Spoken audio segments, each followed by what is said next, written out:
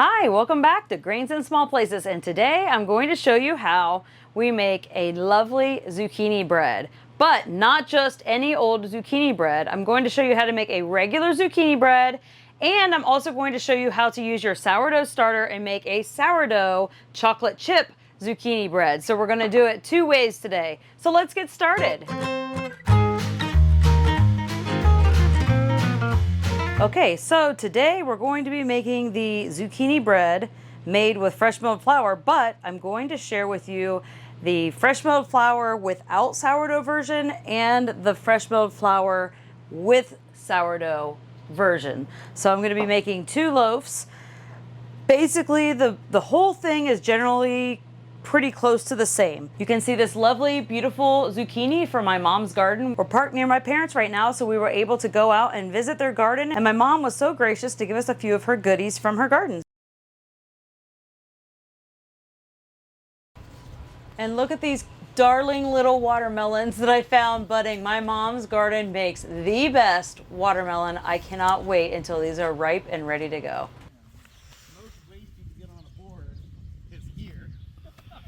Look at this beautiful homegrown zucchini. This zucchini is a little larger than I probably want for one loaf of bread. So what I'm going to do is wash this up and shred it, and we're going to use it for both loaves of bread. So you probably would use one small zucchini or a half of a large zucchini if you were making one loaf. But since we're doing one loaf of sourdough and one loaf without sourdough, I'm going to go ahead and shred this on up and we'll use it for both. So let's go ahead and give it a wash. Alrighty, here she is, all washed up and ready to go. I'm gonna go ahead and just chop off the end. And then I'm just gonna grate this. Probably the easiest way for me to do it. Alrighty, so this gives me about 3 cups or so of shredded zucchini. So if you're making one loaf, you're going to use about 1.5 cups of shredded zucchini. All right, so I don't find any need to drain this or squeeze out the water or anything like that. I like the moisture that this adds to the loaf. So I'm going to set this to the side, and we're going to go ahead and weigh out our wheat berries. Alrighty, so I'm going to be using half soft white wheat and half spelt for this. So you can use pretty much any blend that you want to use. You can even use all hard wheat if you want to. I just really like the soft and spelt 50-50 combination that this does. You could use my all-purpose flour combination if you wanted to do that as well. So we're going to use about 300 grams total. So I'm going to try to do about 150 grams of soft white and 150 grams of spelt. So close. Now this recipe that I'm doing right now is for the non-sourdough version. The sourdough version is going to be a little bit less. I'm not going to make you watch me go through and make a whole nother loaf. So I'll make sure to put a link down in the description box below for the recipe for just regular zucchini bread, and then the recipe for a sourdough zucchini bread. That way you can quickly grab whatever recipe you prefer. And then in the sourdough version, I have how you can make it quickly and then how you can make a long ferment if you need the full benefits of that sourdough.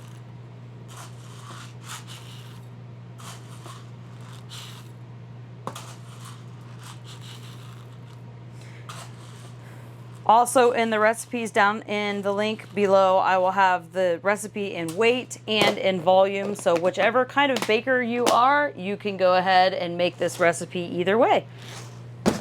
Okay, I'm going to go ahead and take this onto my mill, and we'll mill this into the beautiful fresh milled flour.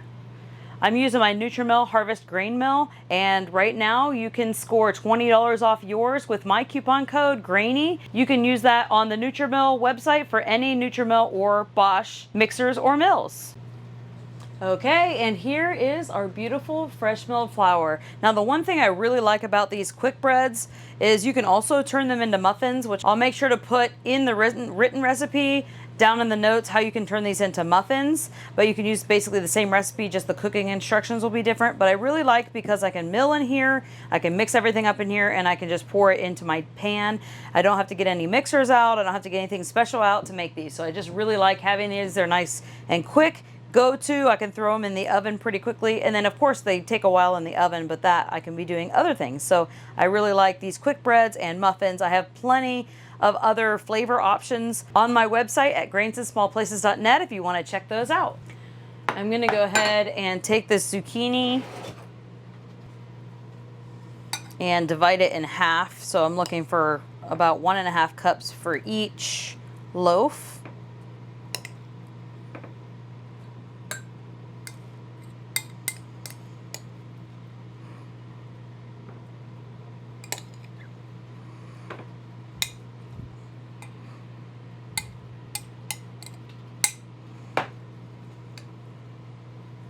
If you like it super zucchini heavy, you could always do a little bit more.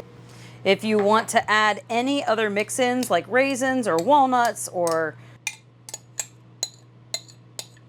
dried cranberries, anything like that, you can go ahead and throw those in here as well. All right, I'm going to set these to the side.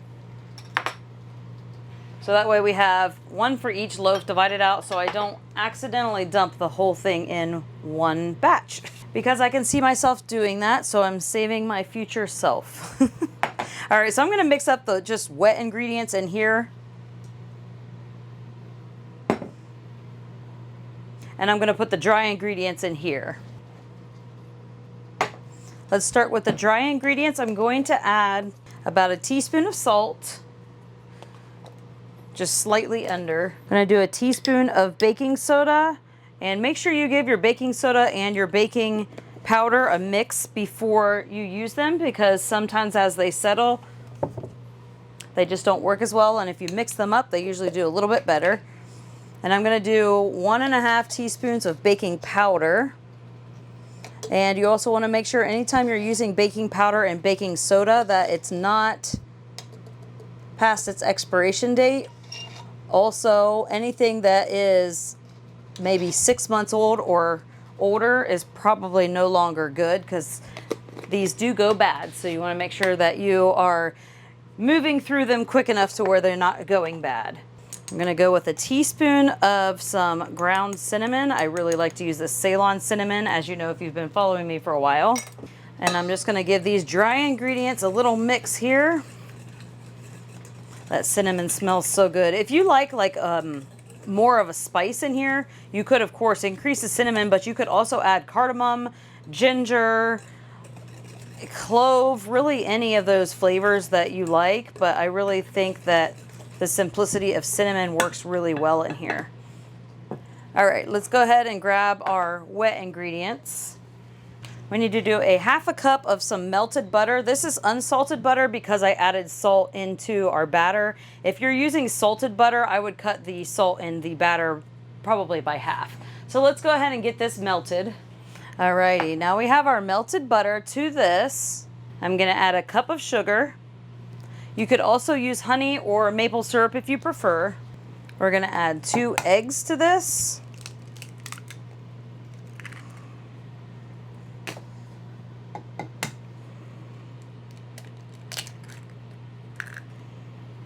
And then to this, we're going to add yogurt. If you don't have yogurt, you could use sour cream, you could use buttermilk, you could use milk mixed with vinegar. You need something acidic here. So this is our homemade yogurt. This is cultured here.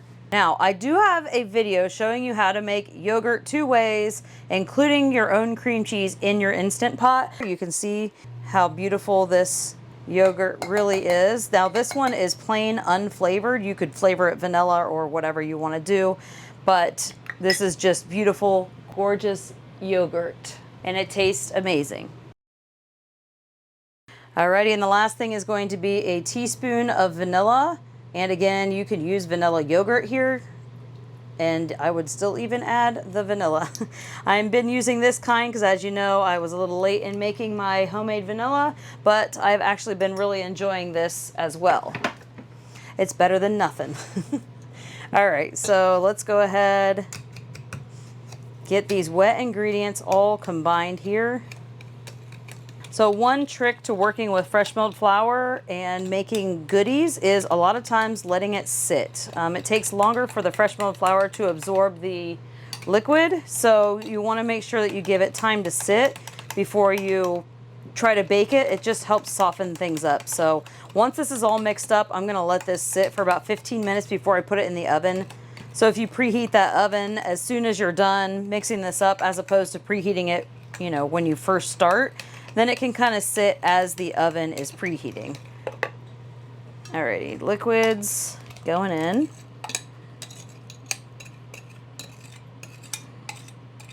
Get my spatula to get the rest of that. And then I'm just going to save all of these vessels that I'm using right now to make the next loaf. I'll just kind of speed through that one to show you. And then also we want to put in that zucchini, which makes it zucchini bread. This one is the non-sourdough version. I think the sourdough version, I might go ahead and put some chocolate chips in there.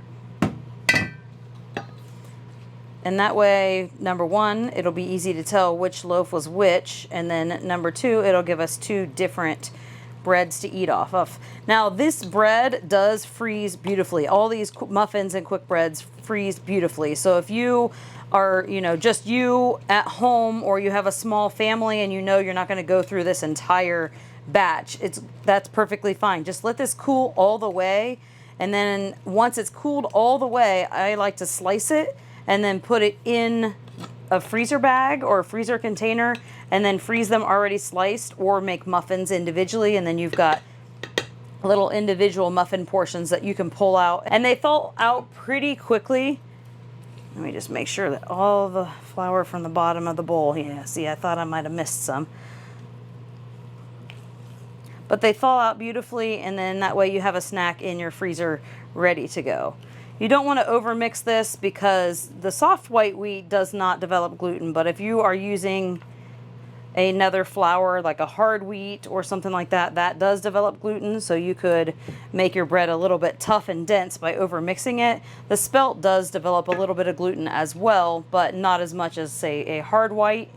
So I'm happy with that. Everything looks good. It still looks nice and tender, and all of the flour is all mixed throughout. So I'm going to go ahead and grab my bread pan.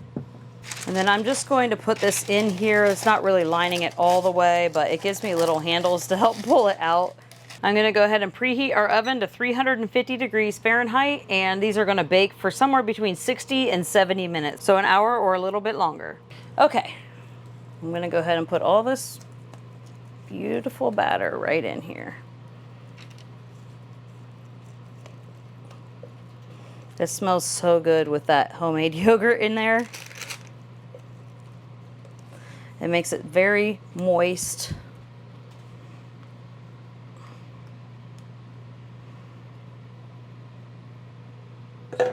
Oops.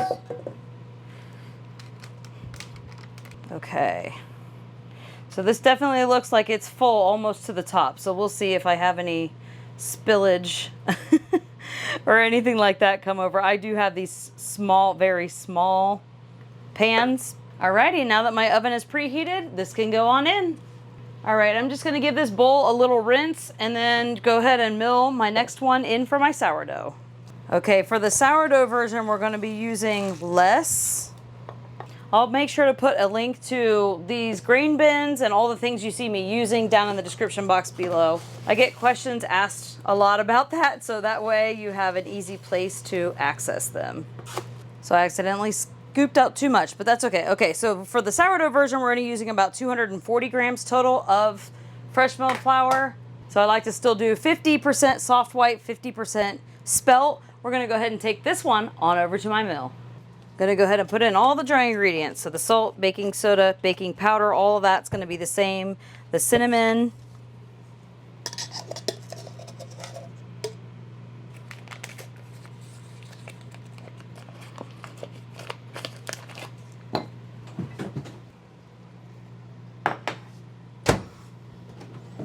Now we're going to go ahead and do the wet ingredients. So the melted butter and 2 eggs.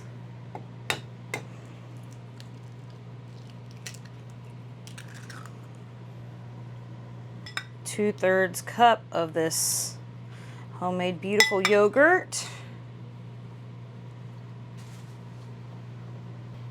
and 1 cup of sugar. And we'll go with the teaspoon of vanilla. I'm going to go ahead and mix this up, and then we will add in our sourdough starter, which is the main difference, I guess, in this recipe. Now, this is if you want to make this with sourdough right now and put it in the oven. If you want a long ferment where you get the full effects of the sourdough, what you're going to want to do is the night before you want to make this, you're going to mix the sourdough starter, the melted butter, but you want to make sure the butter's not too hot to where it will kill your starter. Just lightly melted, the yogurt, the eggs, and the flour, whatever flour mixture you choose. Mix that all together so there's nothing, no dry flour left. You're going to cover that, put it in your refrigerator overnight for 8 to 12 hours or however long overnight is for you. And then the next day, add in the rest of the ingredients, mix it, and bake it as directed. So since we're going to go ahead and make this right now, I'm going to add in our sourdough starter. We're going to be using about a 1/4 cup. You can use starter or discard, so fed or unfed.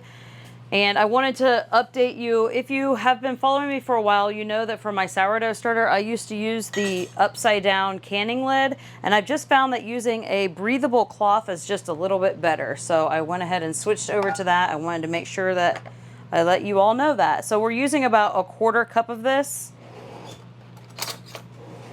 Also, that equals about 60 grams or so.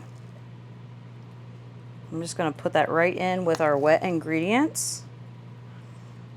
Give or take. This does not have to be exact here. So 68, 70. I'm going to go ahead and set this to the side. We'll go ahead and feed it so we can use it tomorrow. And you never want to mix on your scale. That can throw the calibration off and kind of cause some damage. So you don't want to do that. We're going to mix that sourdough starter in here.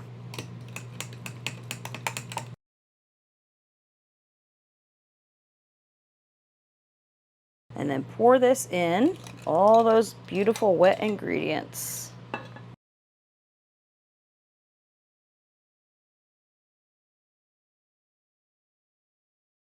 Just give that a brief stir.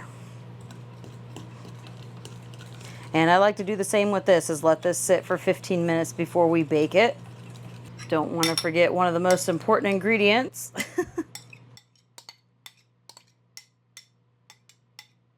I even divided it up and everything. And this one, I think we're going with some chocolate chips. This is where you can add about a cup of any add-ins, whether you want it to be chocolate chips or you want it to be nuts, whatever you prefer. And we're going to mix this all in together.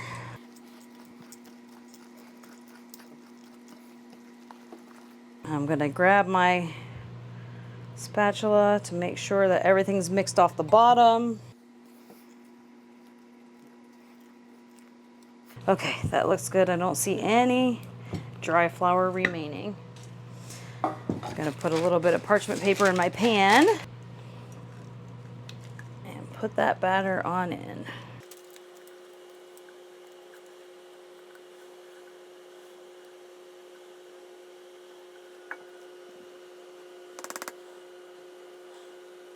Okay, and now that this has had a chance to sit for a bit, let's go ahead and bake it. Okay, here is the non-sourdough version. Look how lovely this is. Let it cool in the pan for about 10 minutes and then you can remove it from the pan. Let it cool completely before you slice it. All right, and here is the sourdough version with the chocolate chips. Now I added these chocolate chips. My pans are very small. As you know, if you've been following me for a while, I have a tiny little oven, which means I have tiny little bread pans. My bread pans are the very small 4x8s. So it did spill a little bit in my oven. So I do recommend that you use a 9x5 bread pan, especially for the sourdough version, because the sourdough just seems to be very reactive to give us that nice, beautiful rise. So I do recommend a little bit larger pan when you're making the sourdough bread. Just like the other bread, we're gonna let the sourdough zucchini chocolate chip bread cool for about 10 minutes or so in the pan before we remove it and slice it. And I will bring you back when we're ready to slice both of them.